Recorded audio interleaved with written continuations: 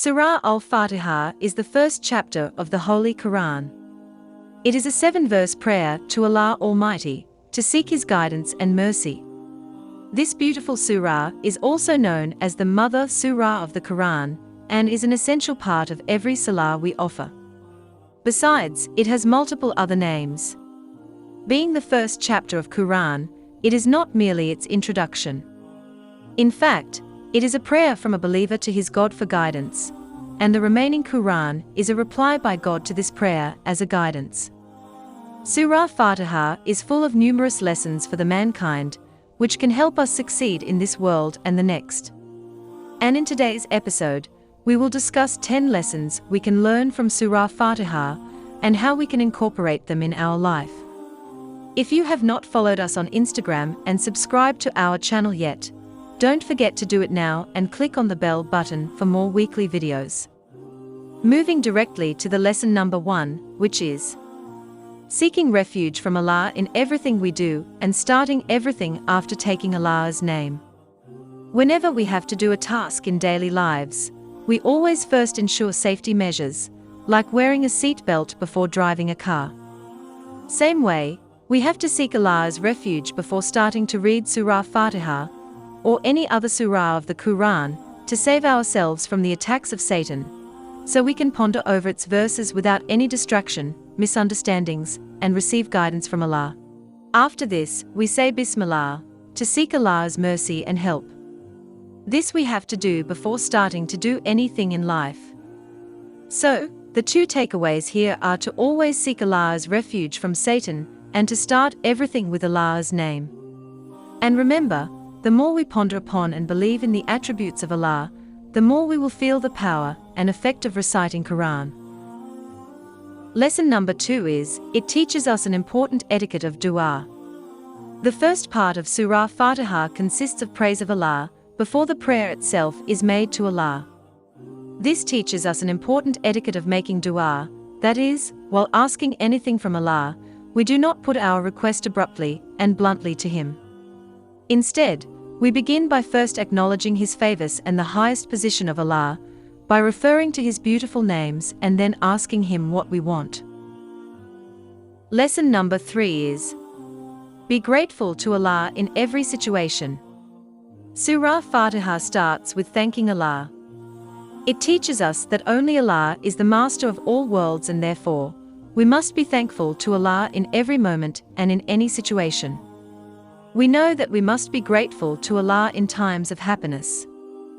But we must also realize that it is also important to be thankful to Him in times of sorrow, as this will be a game changer in our lives. Allah says in the Holy Koraaan, "If you are grateful, I will surely increase you in favor, but if you deny, indeed, my punishment is severe." Lesson number 4 is, always have positive outlook towards Allah. The third thing Surah Fatihah teaches us is to always think positively about Allah, as He is the most merciful, and is also the giver of unlimited mercy. He takes care of us and fulfills all our needs with love and kindness. Thinking positively about Allah has great effects on our mental health too, and contributes to leading a peaceful life, full of motivation, and a positive mindset towards everything in life.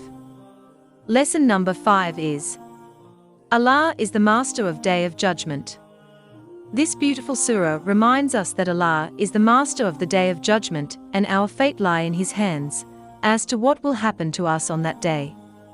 As even Prophet Muhammad, may peace and blessings of Allah be upon him, said, that without mercy of Allah, even he cannot go to Jannah based on his own deeds only. Therefore, we are reminded every day about the death, the grave, the resurrection, and the judgment day, while reciting this surah, which can help us to prepare for it. Lesson number 6 is, only Allah is worthy of worship, and only He can help us. The surah tells us the important lesson that we have to worship Allah only, and that only He can help us under all situations. Doing any good thing in life, if we keep our intention to doing it for the sake of Allah only, it will result in unlimited rewards. For example, we have to regularly clean our house or do laundry. If while doing so, we keep an intention of doing it because Allah loves cleanliness, we will get the ultimate rewards from Allah. Moreover, people do not like if we repeatedly ask them for help, but Allah loves that we ask Him, again and again, and for everything. Lesson number 7 is: ask for Allah's guidance to know and follow the right path. The next lesson this surah teaches us is to ask Allah to show us the right path. Only Allah is the source of all knowledge, and only He can guide us to the right path. In our daily lives, we are given various choices at every stage, however, we are dependent on Allah to guide us on the right path, which can lead us to heaven. Source of real guidance is the Koran and the Sunnah of the Prophet. So, we must continuously ask for Allah's help, to guide us without becoming complacent and to help us follow that right path as well, until we reach our ultimate goal, that is heaven. Lesson 8 is following the role models.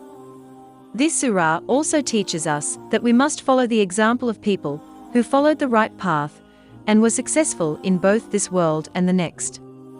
A request is made to Allah to help us follow the path of those people with whom Allah is happy. We must read about life of such people, see our own deeds keeping in mind their example, and make a plan to act like them. Lesson number 9 is keeping away from bad models. The next lesson which this surah teaches us is to avoid following the example of bad role models, which is of two types of people. 1. The people who earned the wrath of Allah due to their bad deeds, and second, the people who went astray after they were guided by Allah through the prophets. So, the takeaway here is not to choose the wrong people as our role models. Especially, this is big challenge in present era, when there is information overload due to internet. Plus, the social media has created so many influences which appeal more to people. And lastly, number 10th lesson is that surah is actually a conversation with Allah during prayers.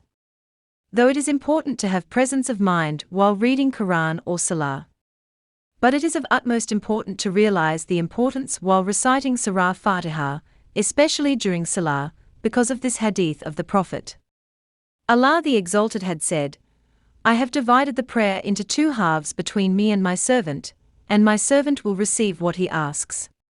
When the servant says, "Praise be to Allah, the Lord of the universe," Allah the Most High says, "My servant has praised me."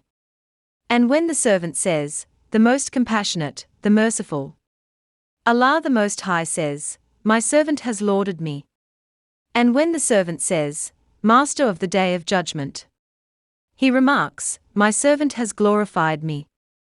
And sometimes he would say, "My servant entrusted his affairs to me." And when he, the worshipper, says, "You do we worship and of you do we ask help," Allah says, "This is between me and my servant will receive what he asks for." Then, when the worshipper says, "Guide us to the straight path, the path of those to whom thou hast been gracious, not of those who have incurred thy displeasure, nor of those who have gone astray," then Allah says, "This is for my servant, and my servant will receive what he asks for." May Allah make us from the people who always make an effort to follow the right path, and not among those who act without knowing the truth, and who waste their lives following the wrong path. Next, I suggest you to watch this video regarding shirk, which may help you understand if you are unknowingly committing it.